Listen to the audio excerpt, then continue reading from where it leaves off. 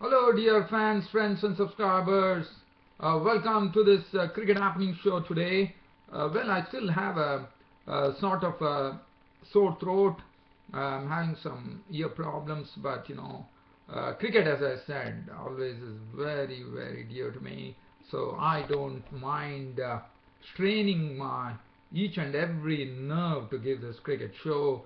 Dear friends and subscribers, all because of your support, your tremendous contribution and cooperation to this cricket show, that it really wills me to come here and do this cricket show in whatever state I am, whether I am sick or whatever the case may be. So please bear with me here. So that's the precise reason I had to mention this, to just tell you all that please bear with me.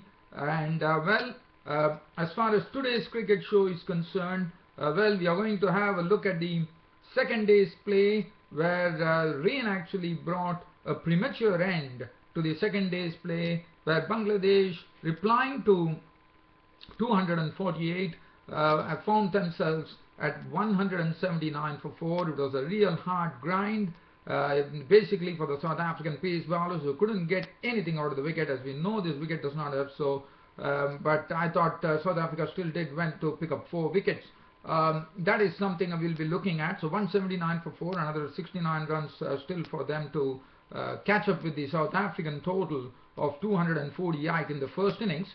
And while I'm talking to you, Pakistan are absolutely marching, I would say, right now towards a series win over Sri Lanka in the one-day international series.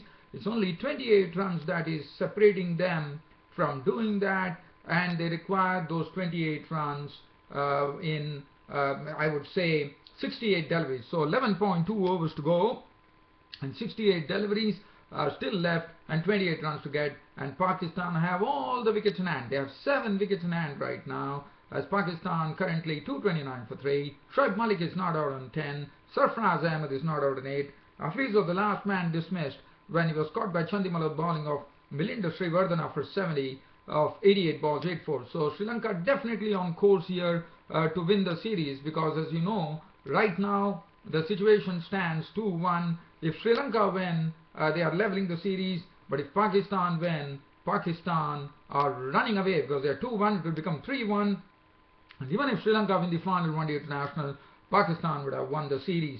Well, so that is something I'll be talking about, but first let's go on to this match between Bangladesh and South Africa. As I said, Bangladesh resuming their overnight score of 7 for no loss with their openers. As I said, there is nothing in this pitch, and Dale Steyn, Vernon Philander and Mone Markel found it to their utter disappointment that they couldn't really get any life out of this pitch. It was very difficult, but one thing that Dale Steyn, Vernon Philander, Mone Markel realized, that's nothing in this pitch, and it's better to stick to a very good line, and that's what they precisely did, and that yielded the best results for them, with Bangladesh openers Tamim Iqbal and Imrul Qais slowly nurdling their way. As I said, since the bowlers were it was a disciplined bowling effort from the South African pace bowlers, especially Dale Steyn, Vernon Philander and Mone Markel. It really enabled the Bangladeshi to slowly crawl towards 46, and that was the time a little known bowler by the name, the all-rounder Stein Van Zyl, with his medium pace struck. When he picked up Imrul Qais, as I said, these bowlers were really bowling in the good areas, and it was a similar situation as to how Bangladesh actually throttled South Africa yesterday. And while that was going on, Imrul Qais really ran out of patience there. He came down the wicket to Van Zyl, and Quinton de Kock whipped the bails off, and Imrul Qais had to walk back to the pavilion, stumped de Kock, bowled Van Zyl for 26 with 3 boundaries. That made it 46 for 1, and then Mominul Haq walked in. As we all know, Mominul Haq is having a tremendous test record of scoring consecutive test 50s. Tamim Iqbal at the other end was also playing in a sedate manner, but he hit 3 boundaries in his knock, and while that was going on, it was Simon Harmer who got Mominul Haq. Mominul normally plays the cut shot very well, but today he faltered. He tried to cut that ball, it missed everything. It missed his bat, it missed his pad, and went into the stumps. And Simon Harmer, the red arm off spinner, had struck by picking up the second wicket. Mominul Haq was into the pavilion, bowled by Harmer for 6 with 1-4, which made it 55 for 2. And then Mahmudullah walked in, and then there was a real sort of resistance offered by Mahmudullah, and Mahmudullah and Tamim Iqbal put their heads together and started chiseling a partnership there, which they really did a good job there, and that was the precise reason Bangladesh found themselves at close of play on 179 for 4, with Mahmudullah making 67 good runs with 10 boundaries. In fact, he was the only player who could actually intersperse his defense with some very good strokes in the making. In the sense, he played some very good strokes, as we saw him do in the World Cup, as you would remember. And Mahmudullah was the one who was the saving partner for Tamim Iqbal, and Tamim Iqbal, and as I said, this partnership went on to put a very valuable 89 runs. And after that, Tamim Iqbal was the next victim, as before tea it was Dean Elgar who picked up his wicket by clean bowling him for 57 with 3 fours, and then it was Mahmudullah and Mushfiqur Rahim, the captain, in the middle. But unfortunately, when, as I said, after the tea session, they lost the wicket of Mahmudullah. Mahmudullah, after contributing a very good gritty 67 with 10 boundaries, was out. LBW bowled Philander, and then that left, and then the rain came, and when rain came, Bangladesh scored, had reached 179 for 4. The play had to be called off for the second day. Mushfiqur Rahim was not out on 16 with 2 fours and 1 6, and Shakib Al Hasan was not out on 1. So this is a very crucial pair, and all the hopes would be there on this very crucial pair to really take Bangladesh to definitely take the total past the South African score of 248. Not only that, they would expect this pair to really blossom in their partnership and probably forge together a very big partnership, and probably lay the foundation for a huge score against South Africa, because all the hopes will be resting on this particular pair, because it's the most experienced pair right now in the middle. Let's have a look at the bowling figures. As I said, it was disciplined bowling effort. They realized that there was nothing there in the pitch to really do something about it. So Dale Steen, 13 overs, 3 maidens, none for 46. Vernon Philander, I thought, bowled superbly. 12 overs, 1 maiden, 1 for 22. Morning Morka, 11 overs, 2 maidens, none for 28. Simon Harmer was the man who got, I would say, compared to other bowlers, he got some bit of stick. 19 overs, 3 maidens, 59 runs on 1 wicket. And Sean Van Zyl, 9 overs, 2 maidens, 1 for 13. Dean Elgar, 3 overs, no maiden, 1 for 6. So that is the match situation. And as I said, this particular pair is very crucial for Bangladesh, for not only usurping the total that South Africa put on the board of 248, but also going on to a big partnership so that they can really lay the foundation. Bangladesh can really lay the foundation for a big score and probably take a 100 or 150 runs lead to put the pressure on the South Africans. So that will be known tomorrow. That's on the third day, and as usual, your house drum will be there to talk on the third day's play. But now, I'm taking you live to this one-day series, which is almost coming to an end here between Pakistan and Sri Lanka. Yes, match is over. In fact, while I'm talking to you here, Pakistan have clinched the one-day series. In fact, they won the one-day series against Sri Lanka magnificently here, with Shoaib Malik launching Milinder Sriwardene, the left-arm spinner, for a 6-over mid-wicket. And my word, what a win for Pakistan. After a gap of 9 years, they have come to Sri Lanka. They have never won against Sri Lanka in a one-day international series. And here we are. Pakistan will be definitely celebrating this. After a gap of 9 years, Pakistan have beaten Sri Lanka in Sri Lanka, as now the one-day series with one more to go is a mere formality, as Pakistan now have a winning lead 3-1, and now it is, as I said, Pakistan have already won. And what a way to bring the victory. It was Shoaib Malik depositing Milinder Sriwardene over the mid-wicket region for a 6. Now what I'm going to do is I'm going to do a match summary of this particular match.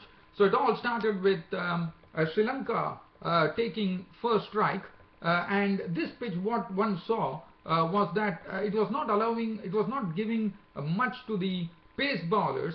But one thing one noticed here, spinners were the ones who could really do something in this pitch, because there was some turn available, some bounce available. So spinners definitely played a role, as I would be talking about when I'm doing this match summary between Pakistan and Sri Lanka. So let's have a look at the Pakistan-Sri Lanka score line here. Sri Lanka making 256 for 9 of their 50 overs. They were led by a very door and a very spirited knock from Lahiru Thirimane, who came into the form and fortunately missed his century. He made only 90 runs, and looking at the Sri Lankan card here, they made 256 for 9. In fact, the start was not good for Sri Lanka because Kushal Perera, the dasher, was out of the very second delivery of the match, as it was Mohammad Irfan who forced Kushal Perera to attempt a forceful shot. It was caught by Imad Wasim for naught. After that, contributions coming in from Dilshan, who made 50 of 59 balls with 3 fours. Thirimane was the one who was the sort of glue around which the Sri Lankan innings was stuck, and that's the precise reason they reached 256 for 9. Thirimane making 90 with 5 fours. It was a very, I would say, a knock which was more mature, and he was also making sure that he was actually ticking the runs by for Sri Lanka.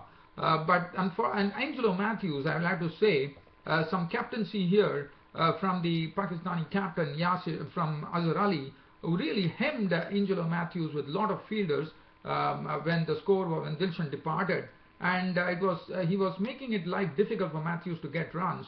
In fact, he had a lot of people who were hemming in Angelo Matthews, and that really put a lot of pressure on Angelo Matthews.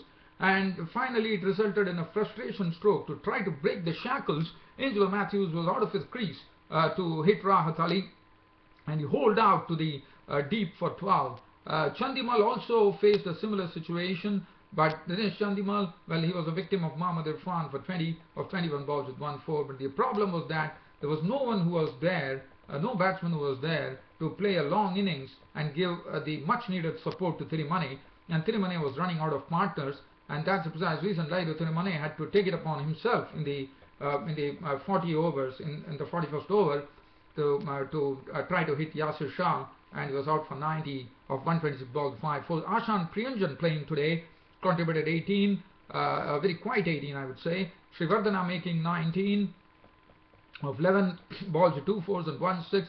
Patirana was run out for 14 of 13 balls with 1 4. Malinga making 17 of 13 balls with 2 fours and 1 6. In the end, Lakmal not out 1, Pradeep not out 15, 256. The problem for Sri Lanka was that the spinners were the ones who really tightened the noose around the Sri Lankan batting. If you look at Imad Wasim, bowled well, 10 overs, no made 1 for 43. Shoaib Malik bowling very well, 4 overs, none for 15. 2 overs for 13 for Azali. Yasir Shah giving away 50 runs but picking up 1 wicket. Rahat Ali bowled 7 overs, 1 for 39. The chipping in was done by the Pakistani pace bowlers. Anwar Ali 7 overs, no made in 241. Irfan bowling 10 overs, no made in 50 runs and 3 wickets. So as I said, this was a score which was looking defendable, in the sense it was a decent score, I thought, by Sri Lanka, especially considering that there was turn in the pitch and some bounce too. And Pakistan started their innings with Azhar Ali and Ahmed Shahzad. They got a good start, a very good start provided by Azhar Ali and Ahmed Shahzad. Just took the score on to 75 before Malinga gave them the breakthrough by picking up the wicket of Azhar Ali for 33 of 28 balls with 4 fours. Ahmed Shahzad continued to really revel in some very good stroke making, and he was joined in by Mohammad Hafiz, and Mohammad Hafiz was also flowing beautifully with his drives and cut shots and pull shots, and we saw the driving was pretty immaculate when Ahmed Shahzad and Mohammad Hafiz were there. They definitely had to be watchful when the pace bowlers were bowling. They really targeted S. Patirana, the left-arm spinner. All the Pakistani batsmen went after Patirana, especially Ahmed Shahzad and Mohammad Hafiz in their wonderful partnership, which added 115 runs for the second wicket. And that was a very crucial partnership, which really was very essential. and that's what precisely happened with Ahmed Shahzad also, in fact, missing a century. But I thought today he was playing in a very forceful manner. He played some very good strokes, which was good to see. And Ahmed Shahzad's contribution was 95 of 90 deliveries, 12 fours and 1 6. Hafiz was the third man out, but not before making a very neat 70 of 88 balls with 8 fours and 1 6. And in the end, it was Shoaib Malik and Sarfraz Ahmed, the wicketkeeper batsman, taking them home, with Sarfraz Ahmed not out on 17 of 23 balls with 1 4.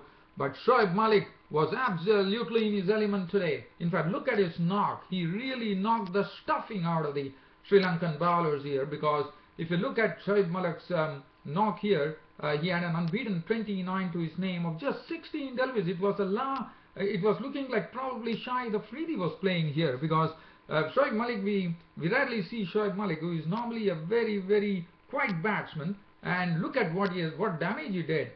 He rattled 29. In fact, when Mohammad Hafiz was gone, the score was 213 for 3 in the 39th over, and still one thought that probably it will take some time for that to come. But look at the way Shoaib Malik handled. He went after Milinda Sriwardana in a big manner, hit him for 2 sixes, and look at what he did. He rattled an unbeaten 29 of 16 balls with 4 sixes, and look at the partnership that happened. That was done pretty quickly, I thought, because from 213 they have really raced. 44 runs have been added. I would say